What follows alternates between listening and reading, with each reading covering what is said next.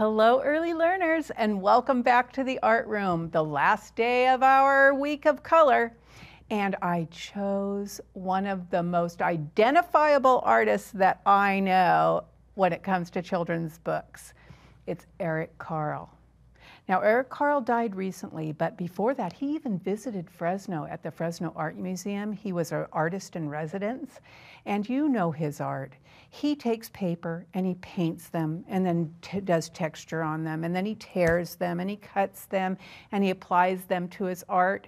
And we're going to do something like that. And I thought we were just going to do it on a piece of paper. And then I saw someone had made a click beetle. So we're going to make a click beetle. And then you could do the art on a piece of paper if you'd like. But let's start out by singing our good morning song. And it's the one where it starts out where the duck says quack. And you know how I like to start with a great big oh. So here we go. Oh, the duck says quack, and the cow says moo, and the old red rooster says cock-a-doodle-doo. The sheep says baa, and the cat says mew, and I say good morning when I see you. Alrighty, let's take a look at two click beetles. Now, this is the click beetle that Eric Carle created. And I talked to you about how he paints on paper. So you can see he started out with green paper and he painted blue, but then he scraped it maybe with a fork or something. And then on the brown paper, he started out with light brown and put dark brown on it, and he painted, and then he cut little pieces and added them together. Now, this is very strange because some people think this click beetle, that these are the click beetle's eyes, but they are not. The click beetle's eyes are up on his head. This little tiny head is on the click beetle, and then here's its thorax, and here is its abdomen. And you can see there are two wings that Eric Carle put on here, and you can see that he left a little space so you could see it. Now, the click beetle that I made and I'm going to show you, I didn't put the legs on it because it's kind of a little game. You push on the click beetle's tail, and then he flips over, just like in the story. I also didn't put the antenna on, but please look at the real photograph of an eastern-eyed click beetle. Now, they call it the eyed because two eyes are on its thorax, just like the one that Eric Carle painted. And then its head is up here, and its two antennae, and its two eyes are on the head. Head, thorax, abdomen. And here, I even brought a toothbrush. I thought I would splatter some white paint on it, but I don't know if I will, because then I won't be able to play with it and show you how I'm using it. And here's a photograph of Eric Carle, and look what he has on his shoulder.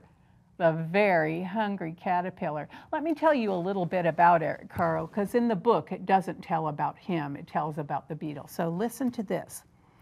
He was the famous author of The Very Hungry Caterpillar, and he was born in Syracuse, New York, and his parents, when he was 6, they took him back to Germany, where he went to school as a child, and he later graduated from there. Then he came to the United States, but he came with only $40 in his pocket. So he didn't have a lot of money, but he got a great job working for the New York Times as a graphic designer, and then he became an art director for an advertising agency that did commercials and print ads. And then his lucky day was when Bill Martin Jr. saw him and saw his work. And he asked him to work on the book, Brown Bear, What Do You See? And that book became a bestseller. And from that moment on, Eric Carle's career as a children's author and illustrator began. Now, I told you his art is so easy to identify. Like, you could just see it somewhere and go, oh, that's Eric Carle's. Oh, that's Eric Carle's. That's what I do. And he cuts out images and he layers onto paper, and he's inspired by nature. But he also likes to make his children's book with the feelings of children and creativity and how children think. So let's take a look at his book called The Very Clumsy Click Beetle. And the clumsy click beetle, something happens to him over and over in the story. And I want you to think about what Eric Carle just said, that he likes to think of people's and creatures' feelings, so he'll do something about feelings in the book. But let's take a look at the very clumsy click beetle. Now I want to tell you something else. Eric Carle has the firefly one where if you are reading it and it gets dark in there, the fireflies open up on the last page and you can see it. But listen, it does a click beetle sound.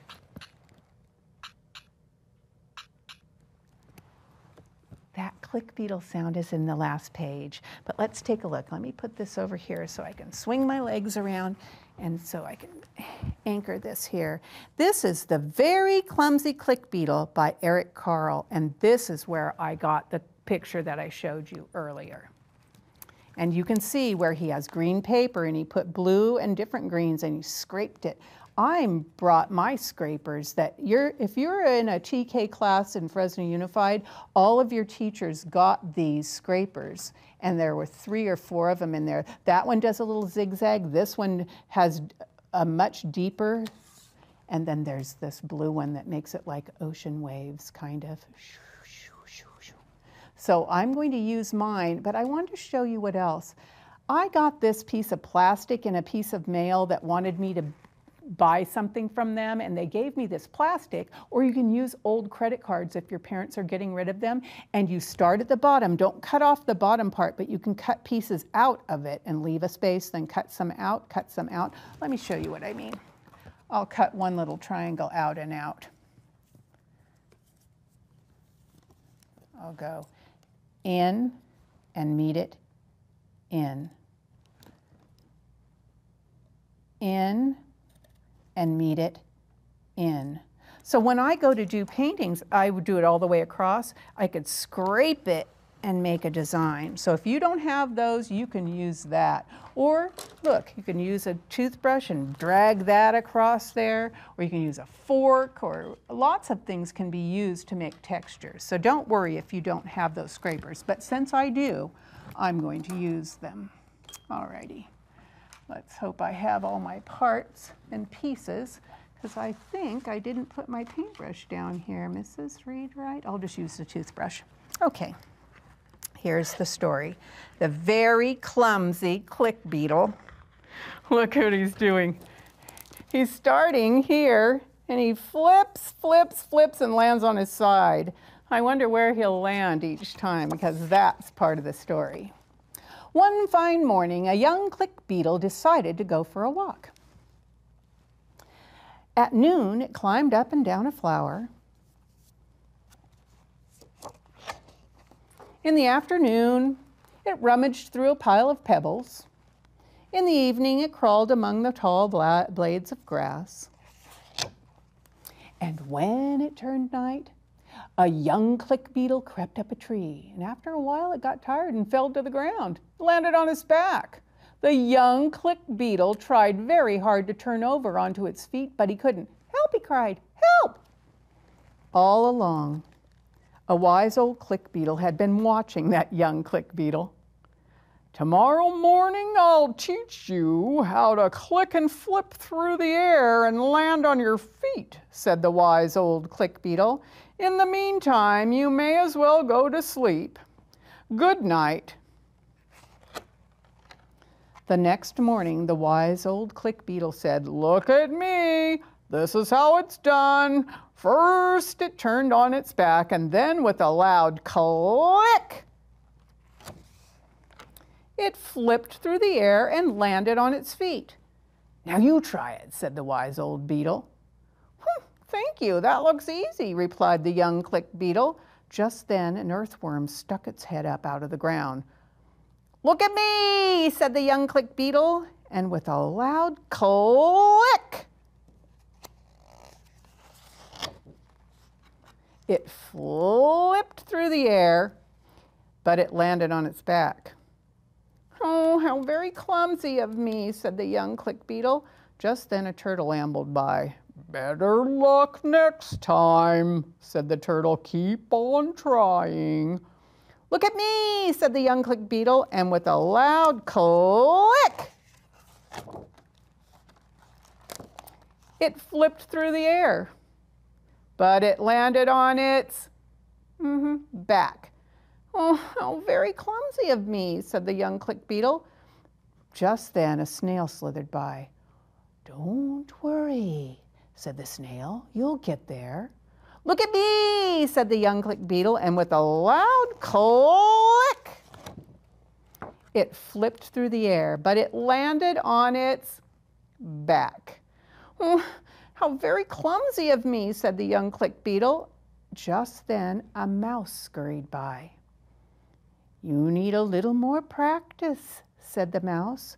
"Look at me," said the young click beetle, and with a loud click, it flipped through the air, but it landed on its back. Just then, oh, what was this?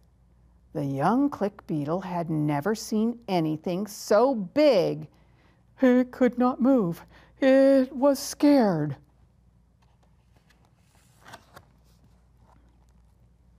"Quick, click and flip," cried the wise old click beetle who was watching.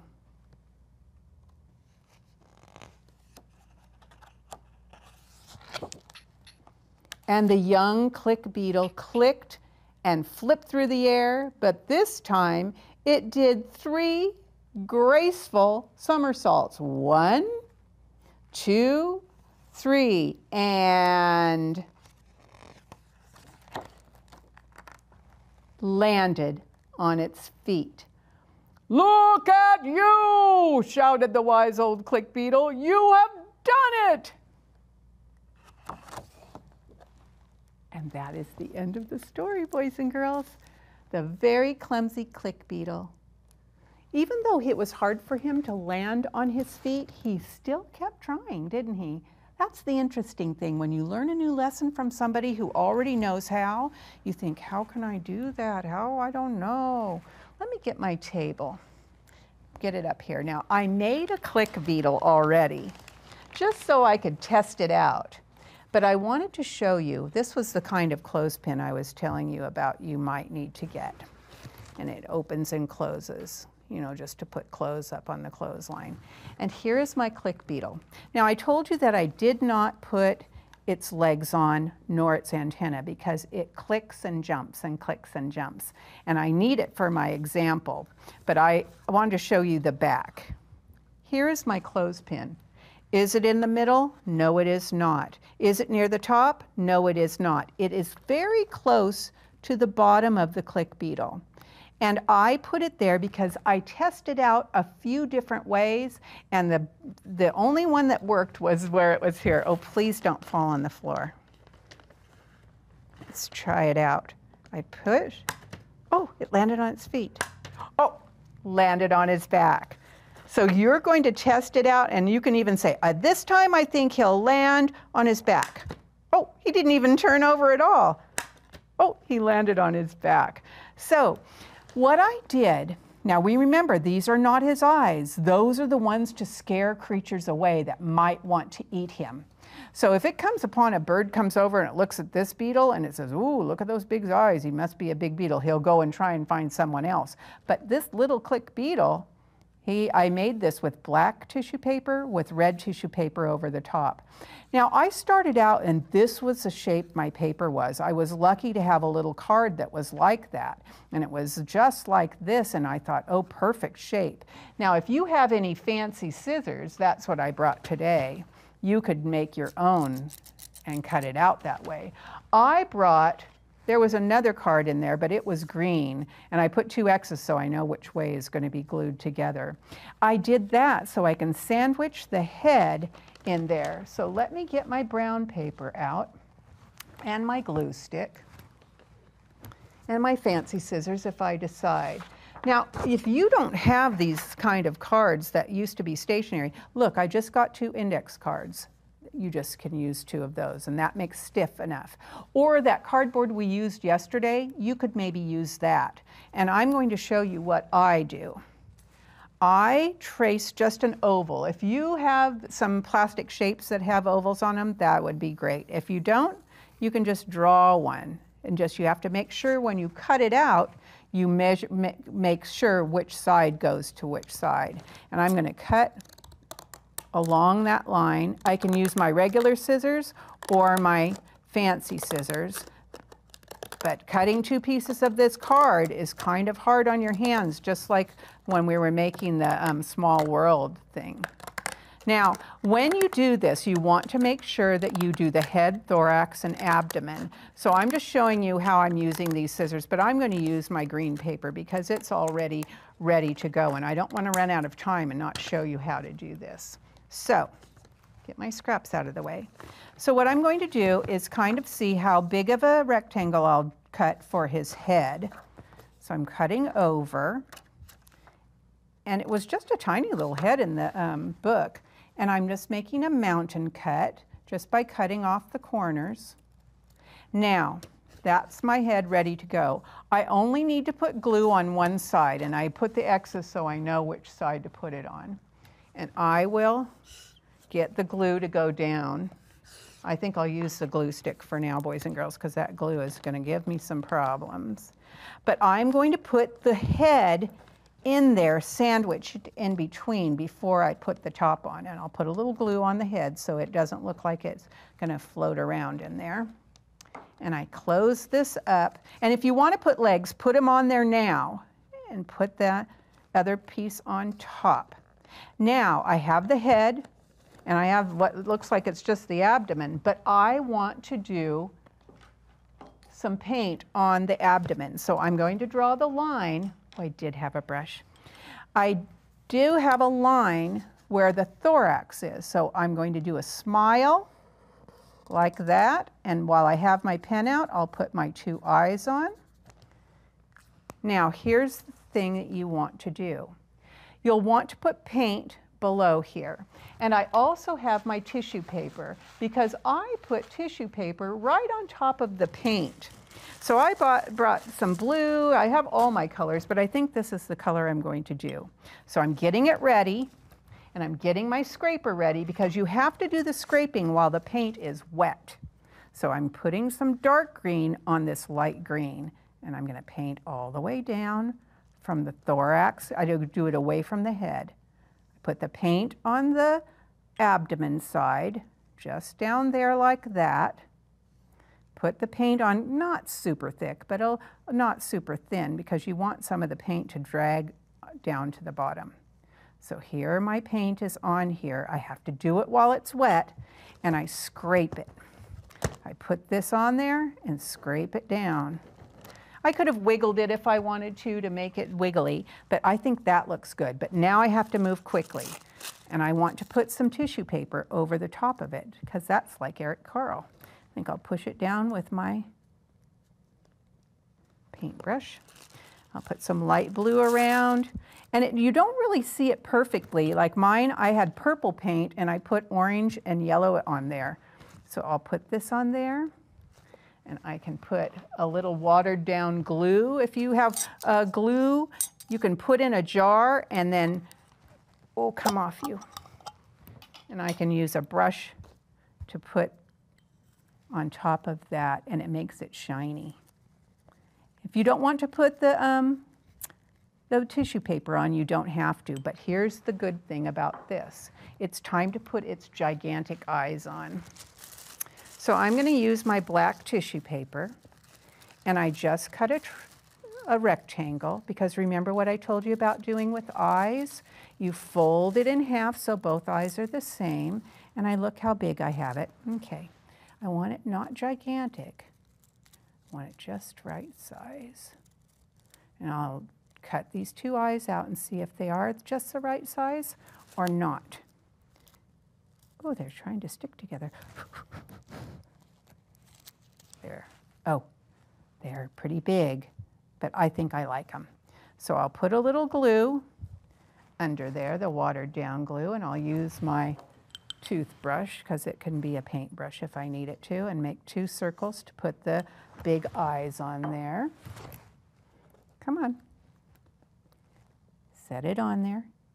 Set it on there. Now I can put a color over the top, and I think what I'll put is turquoise, because it's a little darker and will probably cover up part of this. Let's see how big. Yep, that's a good size. So I'm folding it in half and cutting the circles a little bigger than the black ones because it's just the outline of the eye I want on there for the click beetle. I might need to put a little more glue. Don't get on the chair, glue. Put a little on top of the eye and around the edge of the eye so that I can put this piece of tissue paper. It's so thin, it glues on easily. Oh yeah, that's gonna be good. That's going to be good. In fact, I love that. And now it will dry. So boys and girls, while this is drying, and you don't want to move it around while it's wet because it will get on lots of other things, and also it will not look as good when you, if you mix the colors over the stripes. So while it's drying, you can get glue and put it all down the side of the of your clothespin ready for it, because once it dries, then you put it on the back close to the end and you put it on there for it to stick for a long time.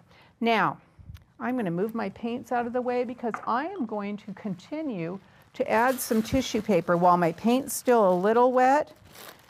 I did my whole one while it was super wet and it stayed on there, and I like putting some different colors on to make it more collage-like and kind of more like Eric Carle's work, which I love his art.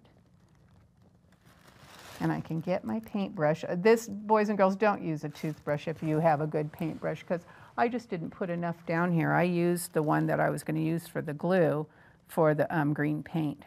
But that's okay. And I can use the back of it and just rub it. Yeah.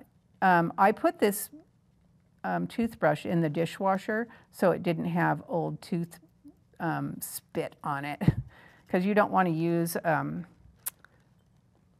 bunch of dirty toothbrushes. So if you put it through the dishwasher, not with your dishes, I just put lots of things in there. I sometimes put my art supplies in there that have gotten kind of runny, but you never want to wash your paintbrushes with hot water, because that way the hot water gets all the glue that attaches the bristles. Let me show you what part.